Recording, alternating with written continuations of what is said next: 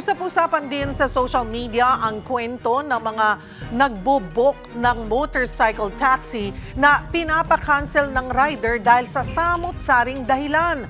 Kung hindi nasiraan ng motor, nasiraan daw ng tiyan. Para bigyan ng mukhang balita, Mobile Journal, Ivan Tarinque. Pahirapan ang pag-commute sa Metro Manila ngayong holiday rush.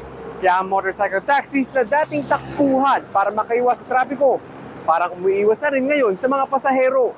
Naflatan ng motor, nalalayuan sa pick-up location, o kaya naman masakit ang tiyan at kailangan mag-CR. Ilan lang yan sa mga kakaiba pero nagiging karaniwan ng palusot ng ilang MC taxi riders. Kagabi lang, naranasan niya ng estudyanteng si Lance. Ayun nga, masakit yung tiyan, pero yung iba naman, ang pinaka-cliche na naririnig ko is nasiraan. So it's maybe because yung booking ko is malayo at ayaw nila tanggapin. Ilang oras ang inabot bago tuluyang nakapag-book si Lance. Aminado naman ng ilang MC taxi drivers na dahil sa tindi ng traffic ngayon, hindi na nila maiwasang mamili ng biyaheng hindi sila malulugi. Lusot na lang yung iba, yung iba napaplatan pero hindi naman pala.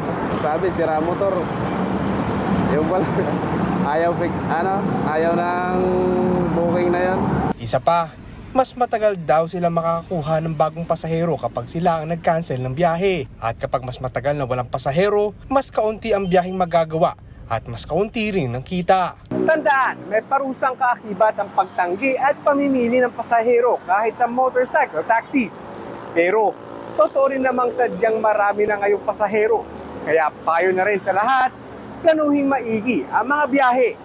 Mga kapatid, Mobile Journal Ivan Tarinque po, hatid ang mukha ng balita.